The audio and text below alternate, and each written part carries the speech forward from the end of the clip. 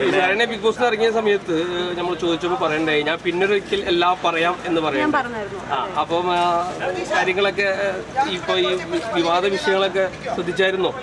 അഖിൽമാരാറിന്റെ വിഷയങ്ങളൊക്കെ അതിലൊരു ഇന്റർവ്യൂല് ഞങ്ങൾ കണ്ടു ശരണ്യ പൊട്ടിത്തെറിക്കണൊക്കെ.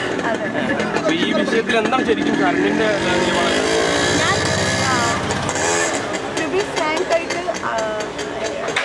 എന്നെ ഉദ്ദേശിച്ച് പറഞ്ഞല്ല എന്നുള്ളത് അത് ക്ലിയർ ചെയ്തു അഖിൽ മാരാറ്. അതുപോലെ തന്നെ ഞാനത് തെറിച്ച് എന്താണെന്ന് വെച്ചാൽ ഓൾറെഡി ആ ആങ്കർ അങ്ങനത്തെ ഒരു ചോദ്യം അൺഎക്സ്പെക്റ്റഡ്ലി ചോദിച്ചപ്പോൾ എൻ്റെ ഒരു റിയാക്ഷൻ ആയിരുന്നു അത്. ആൻഡ് ആ പോയിന്റിലേക്ക് എനിക്ക് സംസാരിക്കേണ്ട കാര്യമില്ല, because it's not belongs to personal view ആണ്.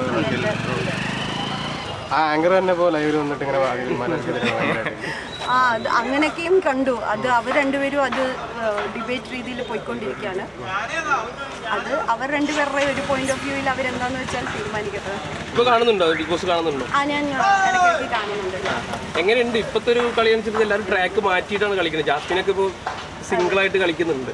എങ്ങനെയുണ്ട് ജാസ്മിന്റെ കളി? എങ്ങനെയുണ്ട്? ജാസ്മിൻ സിംഗിളായിട്ട് കളിക്കണം എന്നാണ് ഞാൻ തുടക്കം തൊട്ടിട്ട് അവസാനം വരെ പറയുന്നത്. കാരണം പൊട്ടൻഷ്യൽ ഉള്ള ഒരു കണ്ടസ്റ്റൻ്റ് ആണ്. സിംഗിളായിട്ട് കളിക്കുവാണെങ്കിൽ അല്ല, ഇനി കളിക്കുന്നുണ്ട്. സോ കളിക്കട്ടെ, വിജയിക്കട്ടെ.